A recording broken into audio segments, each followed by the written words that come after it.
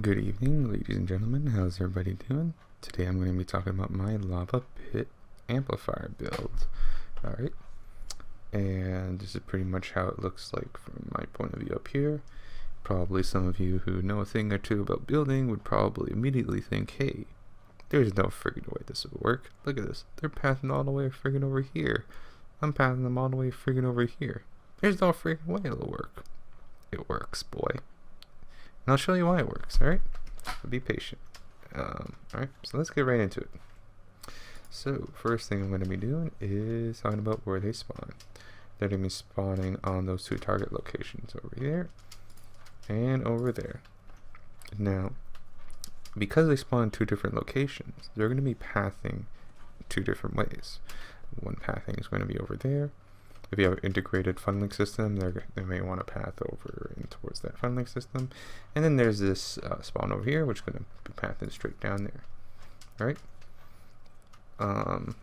So let's start off with on top here. In order to block off this spawn successfully, with that spawn successfully in the assassin type husk, right? Sometimes they want to go over here towards this little path. There's a little cave down here. In order to prevent them from happening, you just have a block off. Depending on how you do your tunneling system, you may need more block off than mine, right? Mine's only 3 layers because the way I have this set up over here. Because this is a straight pathway over here, very wide open, I don't really need that many layers over here because there's no need. The assassin type husk can just go over here. If you have an integrated system where it's connecting from here to here to here to here towards the middle, and at some point it's gonna say, hey, this is way too long. This is way too long of a pathway to reach over to where you are. So because of that, you want to break through this wall, and you're gonna need more layers to compensate for that. All right. So for this top area, I have a tunneling system, right? For mine, I'm using 2 different tunnels because they path differently. I'm going to associate 2 different tunnels instead of integrating them. I found this method to be a lot easier than trying to integrate them. When I tried to integrate them, oftentimes they would get these walls bashed out. They really want to break down these walls, and it was actually quite irritating. It didn't even seem to make sense, like, why would they be bashing them? But it's actually because it seems like the assassin type husk just like to bash them for whatever reason. So to avoid that, I just have 2 different tunnels. It works beautifully. Alright, so this is a simple 2x2 timeout box with wall launchers and shit, broadsides, and 2x1 box with the tar pit at the end. I firmly believe a good tunneling system needs a tar pit at the very end, at least, right? At least one, right? And this helps build up stuff, helps build up the husks, right?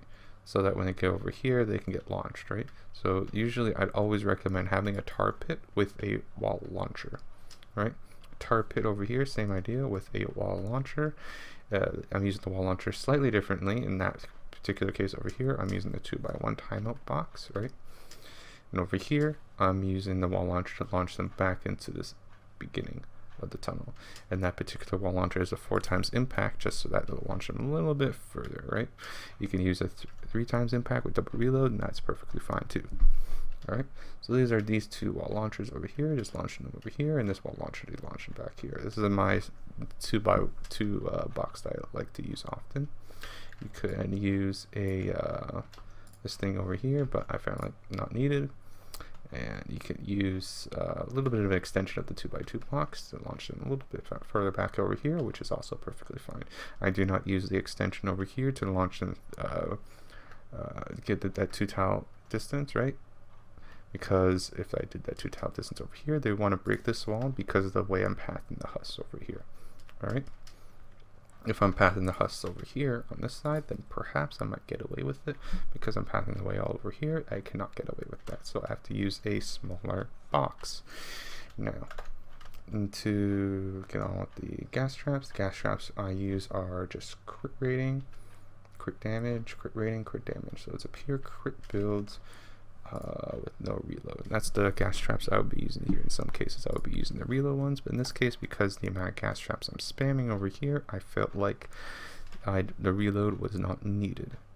Alright, and I have wall darts over here. The wall darts over here is using the variety pack. The bronze size is also using the variety pack, and the wooden floor spikes is using the crit build. Alright, mathematically, you can use, instead of the crit rating, go pure damage, the 30% increased damage, and that would get you approximately less than 1% increase in damage, which is very minor.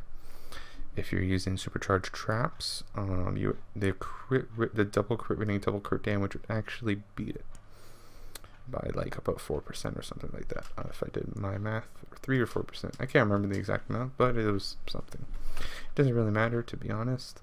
It's just minor details. Alright, so that's basically how I did my tunneling system over here. Some of you probably noticed that these have very high durability, and that's because these are using double reload and 4 durability rolls, and this is just so that they don't run out so easily. I don't have to replace them if this gets attacked a little bit more than usual. Alright, and even though they have low impact, and this has low impact, I guess this has some impact, the smasher will go in here and not get affected by any of these wall launchers. Really, it won't get launched because they're such low impact, which is fine because they'll get killed by the floor launchers anyway, so it's not a big deal. Alright, now for let's talk about the actual talk about the tunnels here. Oh yeah, there's also these 2 wall launchers. So these 2 wall launchers got reinforcement over here, and just to make sure that they don't break these walls, which is very important. But I think it's about time to talk about this part, which is probably the more important parts. That was all the boring shit out of the way. Alright, so the fundamental part of this build is actually from how you're pathing the floor launchers. The tunnels are actually just something really minor. Alright, you can build your tunneling system however you wish, right? The most important part is actually getting your floor launchers pathing correctly. As long as your tunnels are working fine, then that's good, right? The most important part is how you're pathing the floor launchers. Alright, you can use however system you want, where the wall launchers launch them out to relieve some stress of the floor launchers, but ultimately it's the floor launchers are really going to do a lot of the heavy lifting for you. Alright, so how I'm pathing this is basically all the way over friggin' there, which is on this pathway is going to be 11 tiles of floor launching, which is very happy and nice, and this pathway is going to be 8 tiles of floor launching, which is happy and nice with some wall launchers, and on this tile is going to be 9 floor launchers of happiness. Alright, why can I get away with this? It's simply to do with this empty space over here. So this empty space is acting as like a little area to trick the Huss and thinking, hey, if we're actually over here, we're going to get fall damage, right? Because we're 4 tiles high. They don't like to drop down from 4 tiles, right? So this is probably the most important part of this 4 tile thing right over here.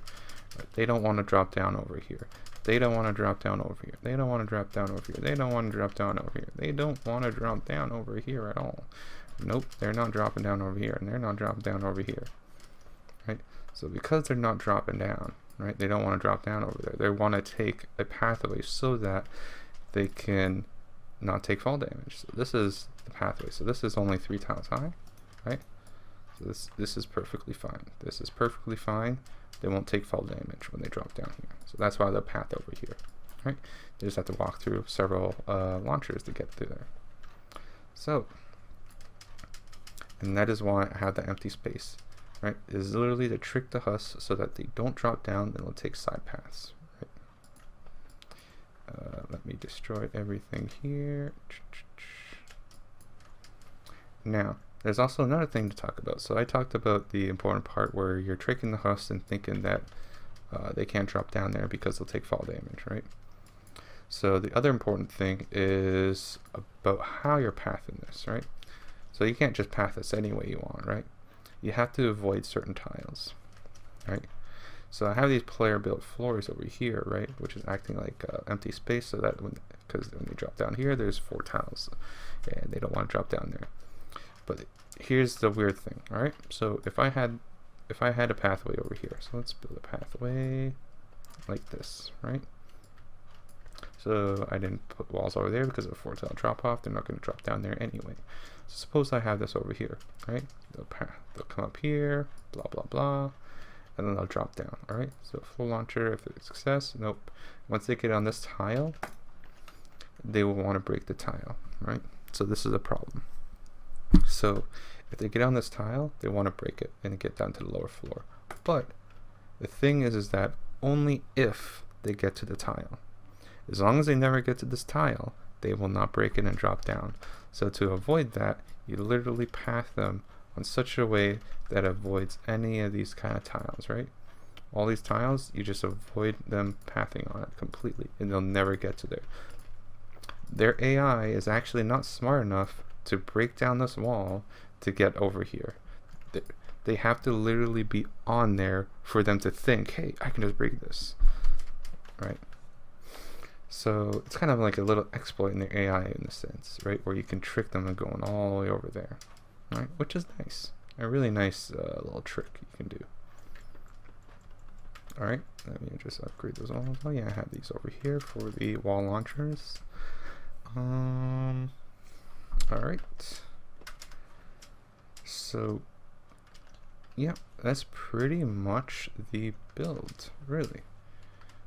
If you're really skeptical of like smashers just charging these walls for like no friggin' reason other than being nature or something, you can put pyramids around here, you know, if you want. You know, you can just like blah blah blah blah blah blah, right?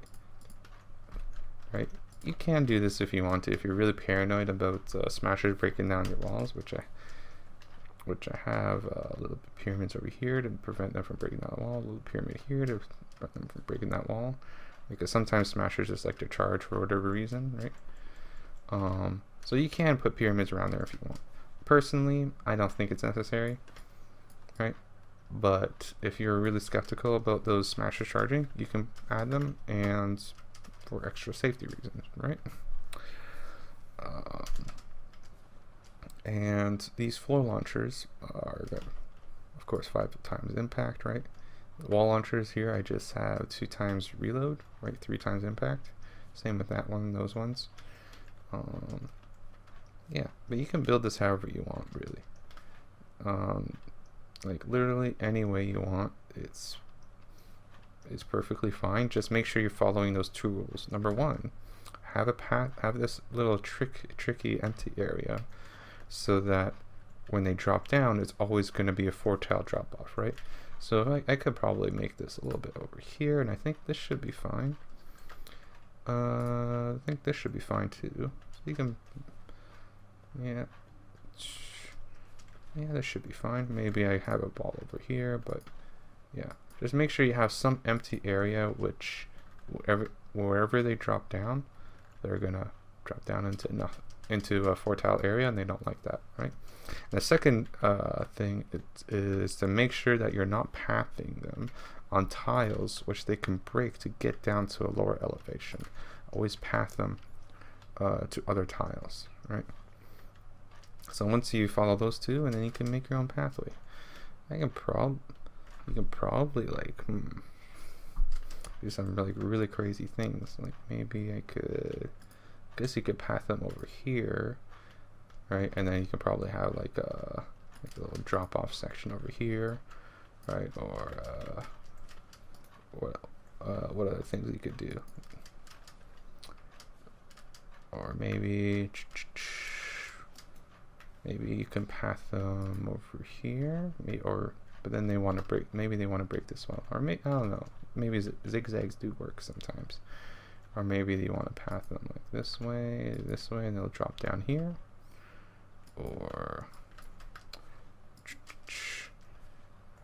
maybe I could just like, maybe I could leave this over here, and then this would be a 3 tile drop off over here, right? So this is 3 tiles, right? Yeah. So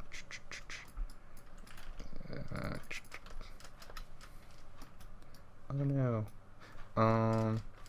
Yeah, there's all kinds of things you can really do to think about how you want to path it, really. It's up to you what you want to do, but I hope you took this idea from the video where you could block off the thinking of the husks, right? And be like, hey, they're going to path over here because there's this drop over here that's 4 tiles, and you know, they don't like fall damage. But yeah, hope you took something from this video. Yeah, that's pretty much my build. Oh yeah, there's also this meme thing I do here because I forgot to talk about it. Basically, when you launch husks in the air, right, they can actually get launched in mid-air depending on the type of husk, right? They can get launched in mid-air and they can go straight into the lava, but it depends on the impact knockback of your launchers. So I'm using 5 impact on those ones because it matches with the timing on these anyway, and so they get launched all the way into the lava. If you're using lower impact wall launchers, they don't work as effectively, so you need to use max impacts for this. And this would, it has to be on the 5th tile. So 1, 2, 3, 4, 5. So those wall launchers have to be in the 5th tile. Yeah, you can do some really interesting things with those while they're in the air. You can also do something like dynamos. You can put dynamos in here. This will do extra damage. This is a 6th tile, 7th tile. This is where this is the safe zone, right? And if you want to, you can also do like friggin' friggin' what's it called? Electric ceilings here too. But you know, this is like over the top shit. If you really want to, for whatever reason. So technically, you could have something like a floor launcher launching up in the air, right? As they going up, they'll get hit by the electric ceiling, they get hit by the dynamo, and they get hit by the wall launcher. The wall launcher is actually the longest activating trap, I think, in the game. Other than the freaking, what's it called? The ceiling zappers. So even though they say 1 second, but they're not. They're totally not. So the wall launchers will get launched a lot later than the dynamos or the electric ceilings or the wall lights. Because of that, they actually need to take into account of the time in the air, right? So because they're delayed, so that's why they're a little bit lower. Oh yeah, there's this little cool thing I have here too, I guess. This wall launcher will launch them into the geyser, which would send them off to fly to outer space, and yeah, kind of cool. Even if, and it's only there, you can only activate when this floor launcher fails, because floor launchers are always activated before wall launchers, right? So if this didn't launch the husk in the air, then this is going to launch them out here into the geyser and go wee, you know. Anyway, I hope you took something from this video. I went on and on about some crap that's not even important, but anyways, have fun.